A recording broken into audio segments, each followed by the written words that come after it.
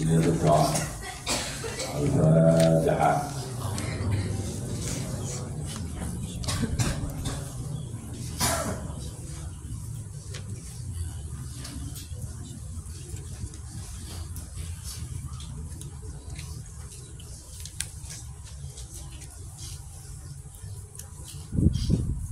Bismillahirrahmanirrahim. Alhamdulillahi rabbil alamin wa bihi nasta'in ala umuri dunya waddin.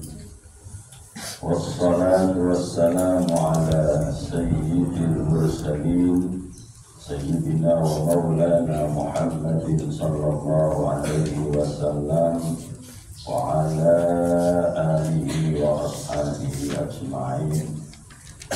Amma ba'd. Anak-anak sekalian, kita bersama-sama akan melanjutkan pelajaran kita, yaitu tartil Al-Quran yang nanti disisipi dengan pelajaran-pelajaran tajwid, supaya bacaan-bacaan Al-Quran kalian bagi yang sudah bisa membaca walaupun belum lancar, akhirnya menjadi lancar. Walaupun asalnya kurang baik, insya Allah nanti menjadi lebih baik. Dengan catatan serius, tidak bergurau, tidak bermain-main, manfaatkan waktu semaksimal mungkin. Karena durasi waktu kita hanya 30 menit. Ya, kita sampai pada pelajaran surat Al-Asr. Satu surat yang betul-betul sudah di luar kepala kalian. Karena setiap mau pulang dibaca. Lalu kenapa harus dipelajari lagi? Karena boleh jadi kamu yang sudah di luar kepala itu ada mungkin huruf-huruf atau hukum-hukum tajwid yang belum diterapkan dengan benar. Dan yang lebih penting anak-anak, ketika kalian mengikuti pelajaran seperti ini, lalu kalian bisa mempraktekkan saat kita belajar dengan baik. Itu menjadi tidak berguna kalau kamu saat membaca sendiri tidak kamu terapkan. Maka yang sudah kamu terima, yang sudah kamu pahami, yang sudah bisa kamu praktekkan, jangan hanya pada saat waktunya pelajaran. Dimanapun kalian membaca ayat yang sudah kalian kuasai, dimanapun kapanpun kalian membaca surat yang sudah kalian pelajari, maka ketentuan-ketentuan bacaan harus tetap dipraktekkan. Ya, karena apa? Karena resikonya kalau kalian sudah tahu, sudah bisa, lalu kalian membaca sendiri dengan sembrono, sehingga bacaan kalian menjadi salah, padahal kalian bisa benar. Maka yang paling berbahaya adalah resiko akhiratnya. Di dunia tidak ada resiko sepertinya. Begini orang ngawur-ngawur apa-apa. Kan kadang-kadang orang mikirnya begitu kan, di mana resikonya? Ya boleh jadi di dunia tidak beresiko, boleh jadi ya.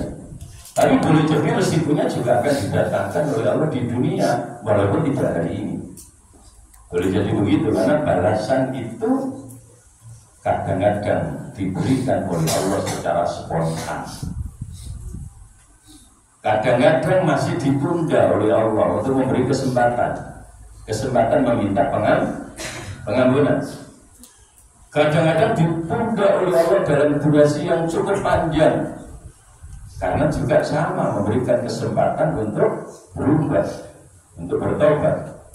Tapi ketika sampai mati tidak ada perubahan, maka resiko akhirat itu sudah pasti akan terjadi dan tidak akan pernah ada orang yang bisa menghindari. Ya, kalau resiko dunia bisa dihindari barangkali.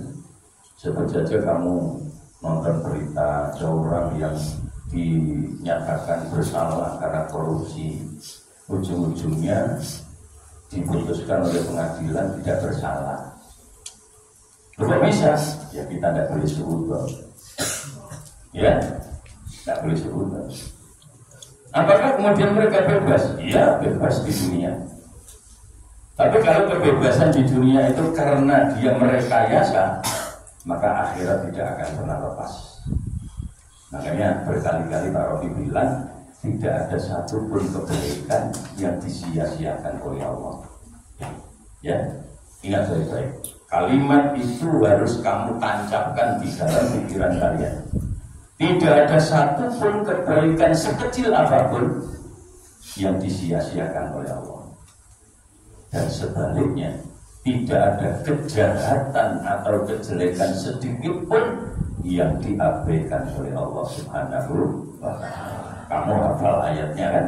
Wa may ya'mal mithqala dzarratin khairan yarah wa may ya'mal mithqala dzarratin syarran yarah. Mithqala dzarrah itu sekecil apa ya? Ya sebut saja sekecil burung misalkan. Ya, sekecil zarrah itu apa? Butiran yang terkecil yang ada di alam semesta. Sekecil itu saja pasti nanti akan dilihat resikonya. Kalau baik maka dia akan berdampak dengan kebaikan, tapi kalau tidak baik pasti akan berdampak pada kejelekan pula. Di dunia enak-enak lah, nyantai bro, aman, ya kan? Tidak bisa itu di hadapan Allah. Di hadapan manusia kamu boleh bilang aman. Kamu membohongi saya misalkan, membohongi bapak ibu guru amannya, termasuk membohongi orang tua kamu. Orang tua kamu tidak tahu, saya juga tidak tahu. Ya, karena saya bukan orang yang maha tahu kan. Yang maha tahu siapa? Hanya Allah. Kamu bisa bohong dengan saya, bisa berdusta dengan orang tua kalian, bisa berdusta kepada bapak ibu guru, tapi memang kamu bisa dusta kepada Allah. Jangankan dusta kepada Allah, dusta pada dirimu sendiri saja tidak bisa. Contoh yang paling kecil, kamu tidak masuk sekolah, padahal tidak sakit. Ya, lalu ibumu kamu paksa untuk WA dengan mengatakan sakit. Padahal gak sakit, cuma sekedar das ngeluh disengaja bisa das ngeluh nih. Lu kok das ngeluh disengaja? Ya yuk begini kan dulu, iya kan? Malamnya begadang, lalu pagi-pagi bilang kepala pusing, itu jenenge sakit yang disengaja. Rumono, ya, ibu, ya. Ya tentu bukan dia sendiri, semuanya berlaku, ya kan? Iya. Itu kan mengingat-ingat betul anak. Sampai kamu lulus, sampai kamu dewasa, ingat baik-baik apa yang saya sampaikan. Kebaikan sekecil apapun tidak akan pernah disia-siakan oleh Allah. Kejelekan sekecil apapun tidak akan pernah diabaikan oleh Allah. Karena itu saya bilang, terutama yang kelas 10. Kenapa kelas 10? Karena kelas 11 sudah 1 tahun digembleng. Ya kan? Sudah 1 tahun lebih, insya Allah sudah nyambung. Hari praktek itu. Kelas 10 yang masih baru kemarin sore, hati-hati. Jangan pernah kamu berbuat jahat kepada teman kamu. Baik dengan ucapan, apalagi dengan perbuatan. Pasti balasan akan terjadi di kemudian hari. Ingat baik-baik. Tidak ada kejahatan yang sempurna. Satu saat pasti akan ketahuan. Ya, semuanya, wedo-wedo, termasuk wedo-wedo. Bukan berarti terus saya ngomong nakal itu mesti lanang. Wedo itu ya masih nakal. Bener ya? Bener ya? Bener ya? Nemen. Innalillahi wa inna ilaihi. Ya, janganlah, ya, jangan baik-baik saja ya, baik-baik saja semuanya, ya. Jangan pernah kamu menzolimi teman kamu, menzolimi guru kamu, menzolimi orang tua kamu, ya. Menzolimi siapapun. Guys, kembali. Kenapa Bapak seperti itu? Ingat bahwa kesempatan hidup itu hanya satu kali. Kalau kamu bilang nggak sekolah kelas 10 nggak naik, kan masih bisa mengulang lagi. Kamu bisa mengulang, tapi tetap tidak akan pernah bisa mengulang waktunya. Ya kan? Tidak naik tahun ini. Masih bisa mengulang, Pak? Iya, tapi tahun pelajarannya sudah beda. Ini adalah pesan penting yang disebut oleh Allah di dalam surat yang kita pelajari. Ya, yuk kita lihat bareng-bareng. A'udzu billahi minasy syaithanir rajim.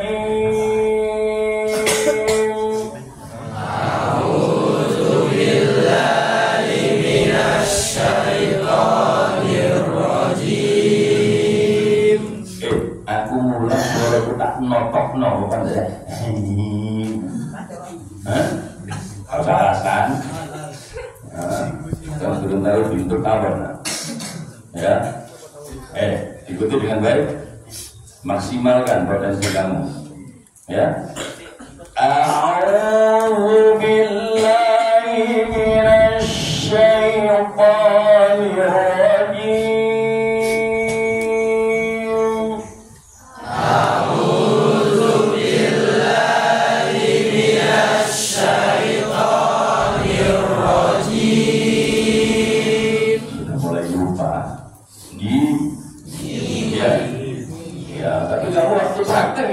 Salah lagi, padahal sudah diajari.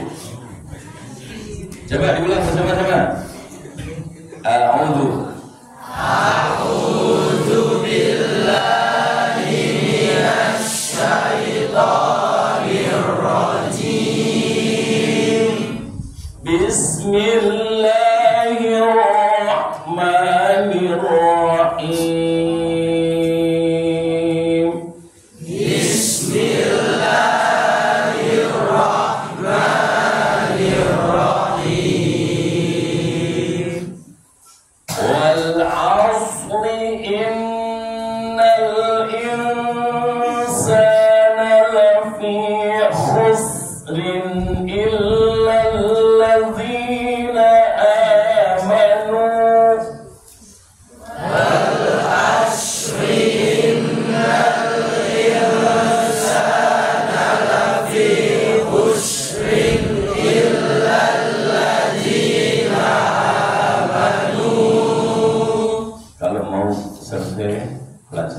Baca surat Al-Asri, cara bacanya seperti itu dan berhentinya di situ. Ya, berhentinya di situ. Ya. Wal asri. Ya, wal asri. Ya, rohnya tipis. Ya, siurnya short harus jelas. Perhatikan semuanya. وَالْعَصْرِ إِنَّ الْإِنسَانَ لَفِي خُسْرٍ إِلَّا الَّذِينَ آمَنُوا وَالْعَصْرِ إِنَّ الْإِنسَانَ لَفِي خُسْرٍ إِلَّا الَّذِينَ baca khusri itu khoknya mencucu tapi sinnya meringis. Khoknya mencucu tapi sinnya meringis. Terus gimana Pak? Sus. Sin itu tipis, ya. Setelah itu masih tetap meringis karena ketemu roh di kasroh, ya. Semua itu diulang dengan wal asri, datang asri, baru pulang mangan lagi. Ayo semuanya, ya. Baru pulang mangan lagi. Kemarin ini namanya agak ya bergizi, ya masih agak dua sapi dan dua sapi itu benda no. Nah, saya ulang, ya. Wal asri innal insana lafi khusrin illa allazina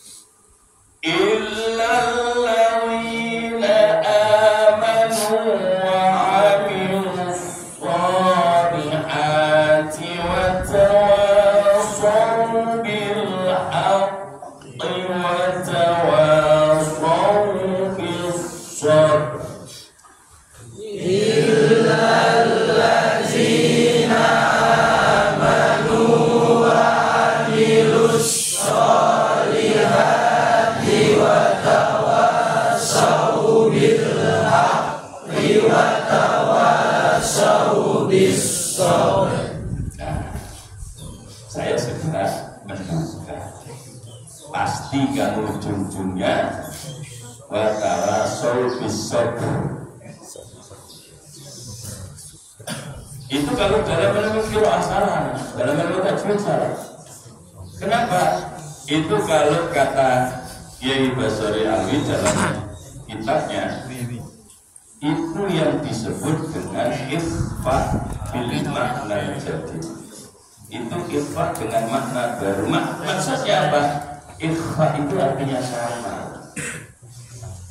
Rohnya itu yang dikategorikan ikhfa bil makna jadi. Ya, yaitu rohnya tidak keluar suaranya secara vulgar, tetapi rohnya tetap dibaca pada makhrajnya. Saya ulang, rohnya tidak dibaca dengan vulgar, tapi rohnya tetap terbaca pada makhrajnya, sehingga yang muncul hanya getarannya. Ya, pengkolannya ba harus jelas. Ya, pengkolannya ba harus jelas. Kalau kamu sobr itu lalu kacau ya. Ya, bisob.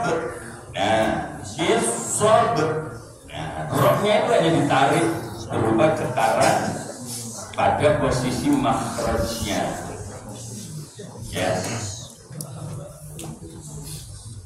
Ya pelajarannya begini ini jarang. Kenapa? Karena memang sulit. Kamu boleh memperhatikan ketika kamu di masjid, di musola, jalan dan lusa. Nek ketemu kalimat yang lebih rata-rata ya sobar-sobar kan? Iya kan? Ya, walaupun itu tidak fatal kalau menurut makna, ya, tetapi menurut ilmu qiraah itu tetap salah besar. Kalau sobar itu menjadi salah besar. Ya, tidak boleh. Makanya perhatikan saya, ikuti dengan baik. Illal ladzina amanu wa 'amilus shalihati wa tawassaw bil haqqi wa tawassaw bis sabr. Ya, bis sabr. Nah, sabr. Rohnya itu hanya ditarik sehingga mengeluarkan getaran pada makhrajnya, pada tempat keluarnya, tidak sampai mengeluarkan suara. Ya, sekali lagi saya baca, setelah itu baru kita ikuti. Illal ladzina amanu wa 'amilus shalihati wa tawassaw bil haqqi wa tawassaw bis sabr. Sama-sama.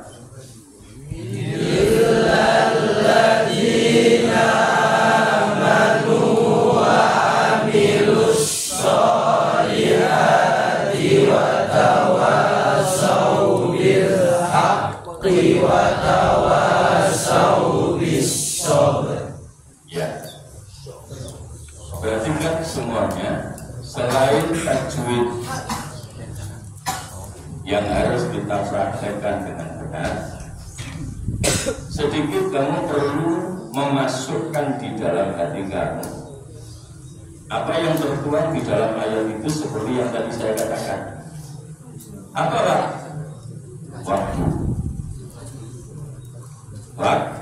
Waktu. Allah bersumpah dengan menyebut waktu. Setelah itu Allah berfirman, innal insana lafi khusr. Manusia itu pada umumnya rugi. Rugi karena apa? Rugi karena waktu tadi. Makanya sumpahnya dengan menyebut wal asr, demi masa, demi waktu. Sesungguhnya manusia itu pada umumnya rugi. Kenapa manusia pada umumnya rugi? Karena manusia banyak yang suka menyia-nyiakan waktu. Waktu jangan kesinan, malah bongkar, ya. Waktu mestinya dipakai membaca muti bumbuyan. Ya, ini. Nah, yang dimaksud rugi karena waktu, karena mereka tidak menggunakan waktu untuk kebaikan. Maka yang tidak akan rugi hanyalah mereka yang beriman, menggunakan waktunya maksimal untuk melakukan amal-amal kebaikan, lalu kemudian juga saling mengingatkan, saling menasihati dengan kebenaran dan kesabaran. Sabar itu maknanya apa? Sabar itu maknanya terus menerus walaupun belum terlihat hasilnya. Ya, makanya Pak Rasul mengingatkan kamu nggak pernah berhenti, nggak pernah bosan. Kenapa? Sekarang belum ada hasilnya, nggak apa-apa. Siapa tahu besok-besok hatinya dibuka, diberi hidayah oleh Allah. Lalu ingat nasihat-nasihatnya. Ya, itu anak-anak yang perlu dibahas. Makanya tadi di prolog, di mukadimah saya cerita seperti itu untuk mengingatkan kita semua. Ya, ayo kita akhiri dengan tasbih lalu kita baca sholawat. Shadaqallahul adzim. Sholatullahi wassalam ala nuril Qur'an. Sholatullahi wassalam ala man uriyal